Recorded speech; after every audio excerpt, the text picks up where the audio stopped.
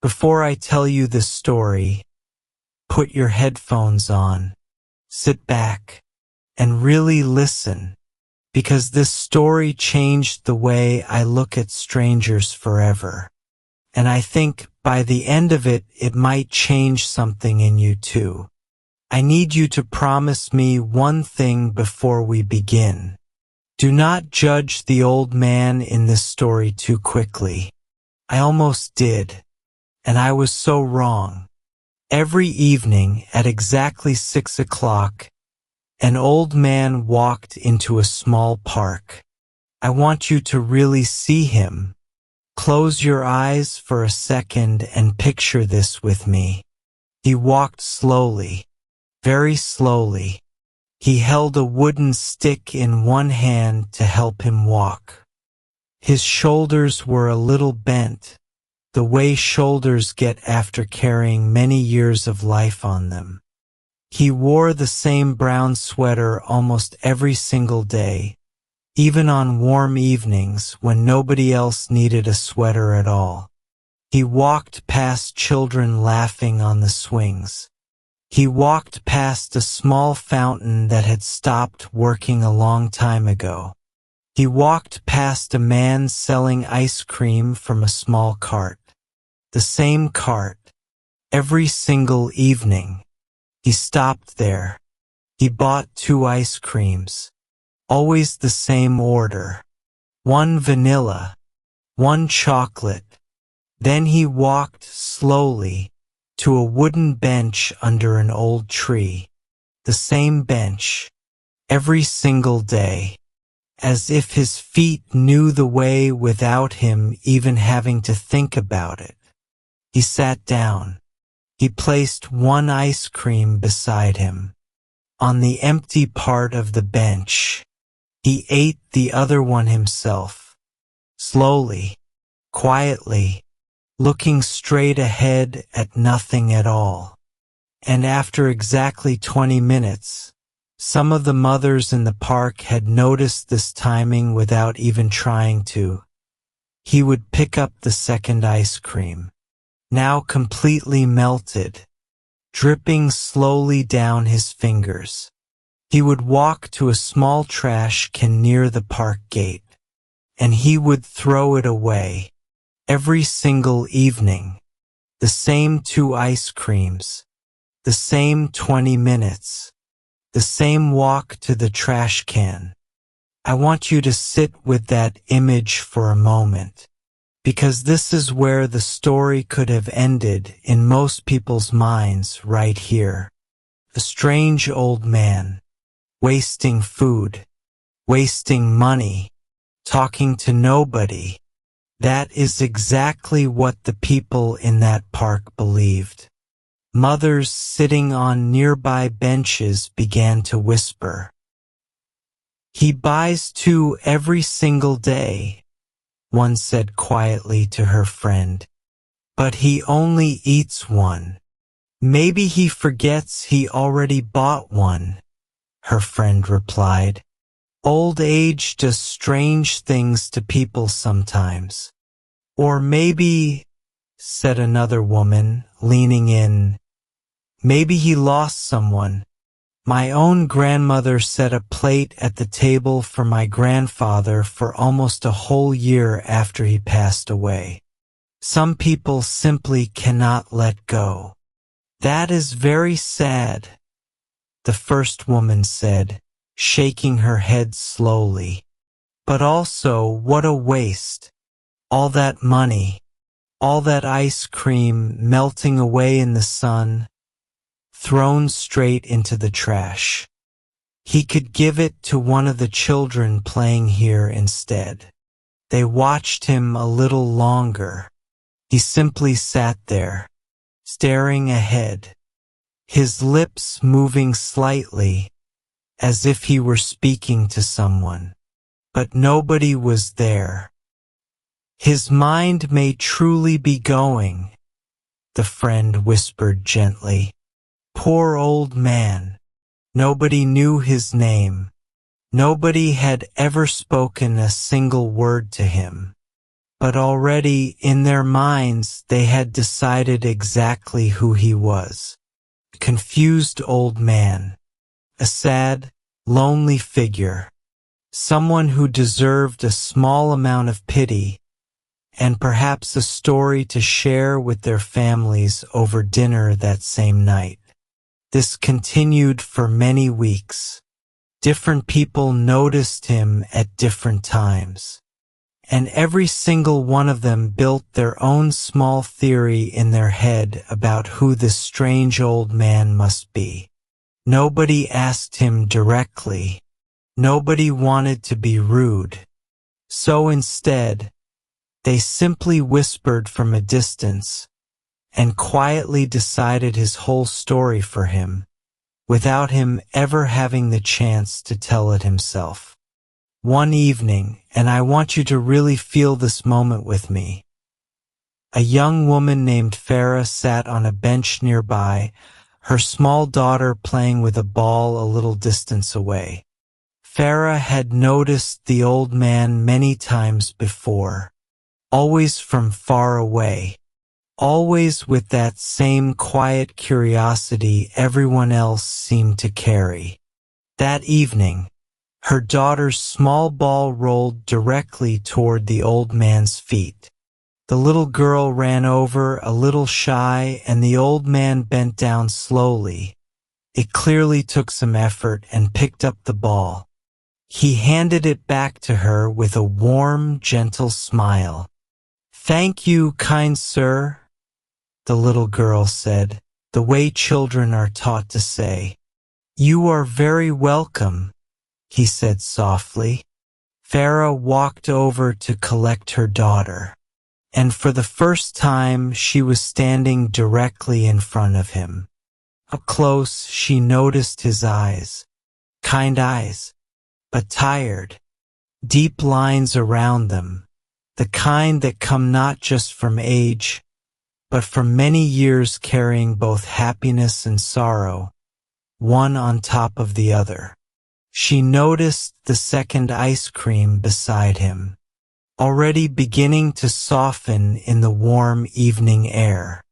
Something inside her, maybe courage, maybe a curiosity that had simply grown too large to stay silent any longer, made her speak.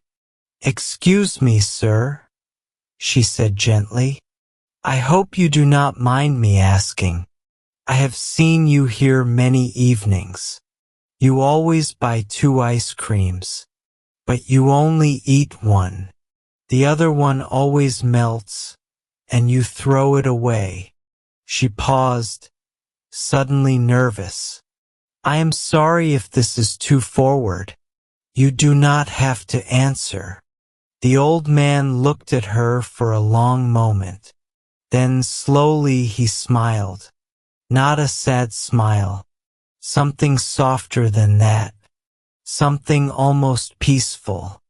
"It is okay," he said quietly. "Nobody has ever asked me this directly before. They only ever whisper about it from far away." He looked at the empty space beside him, at the second ice cream, slowly melting in the last golden light of the evening. "My wife and I came to this exact park," he said softly. "This exact bench. Every single evening. For 43 years. Farah felt her breath catch.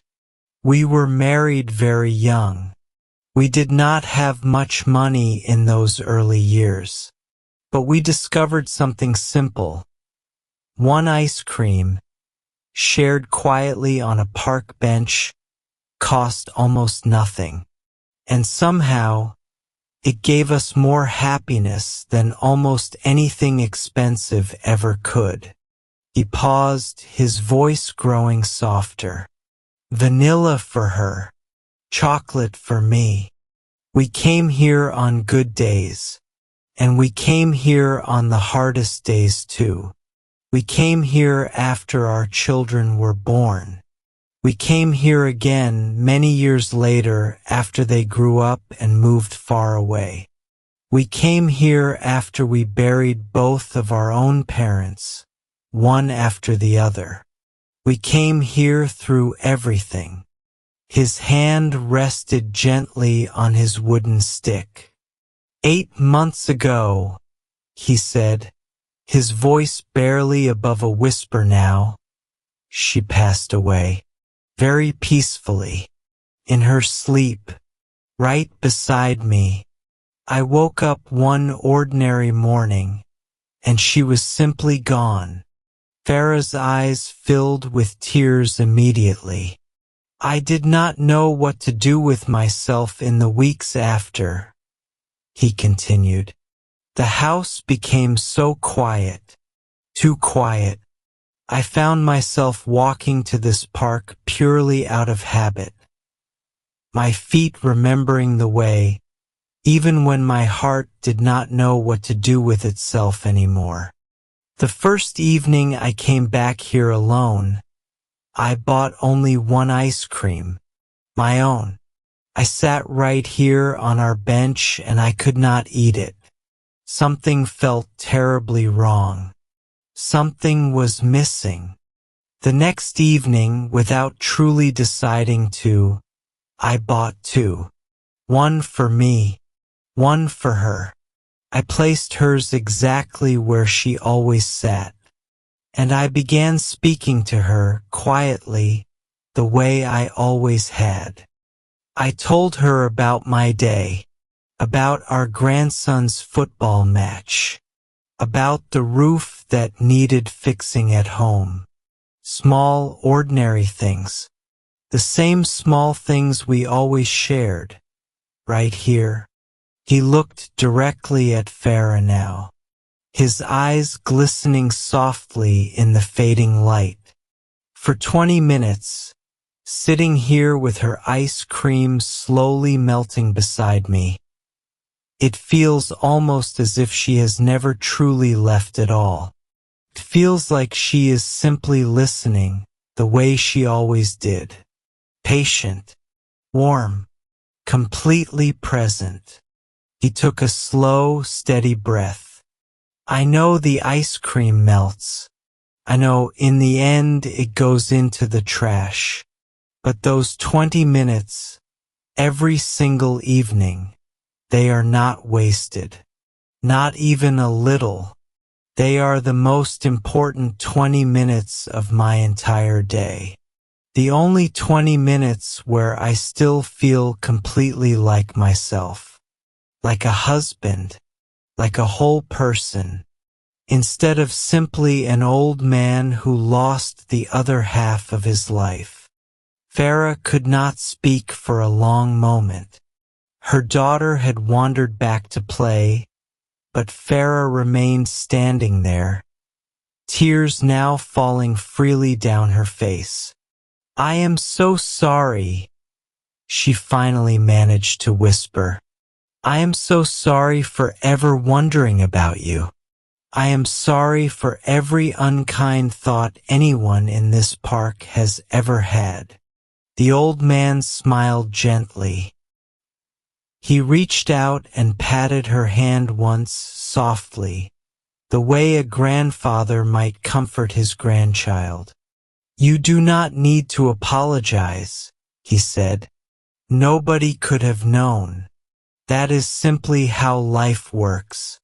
We only ever see the outside of each other's stories. The ice cream melting in the sun. That is all anyone else ever truly sees. They never see the 43 years underneath it. Farah nodded slowly, wiping her eyes. Thank you for telling me, she whispered. Thank you for trusting me with this. Thank you for asking gently, he said, instead of only whispering from a distance. That takes a kind of courage most people simply do not have. Farah went home that evening. She could not stop thinking about him. She told her husband the whole story that night, and found herself crying again as she repeated it, though she was not entirely sure, even then, why it had moved her so deeply. Maybe it was simply this: how easily an entire life, a whole love story spanning 43 years, could be reduced by strangers into nothing more than a confused old man wasting ice cream. How easily we judge what we do not understand. How rarely we pause long enough to ask gently what the truth might actually be. The next evening, Farah returned to the park earlier than usual. When the old man arrived, exactly at 6 o'clock as always, she was already sitting on a nearby bench. She smiled at him. He smiled back. A small, quiet nod passed between them. She did not interrupt his 20 minutes. She simply let him have that time now, understanding fully what it truly meant. But when he finally stood to leave, walking his usual path toward the trash can with the melted second cone, she gently walked beside him. "Would it be all right?" she asked softly, "if my daughter and I simply sit near you sometimes? Not to interrupt anything, just to keep you a little company."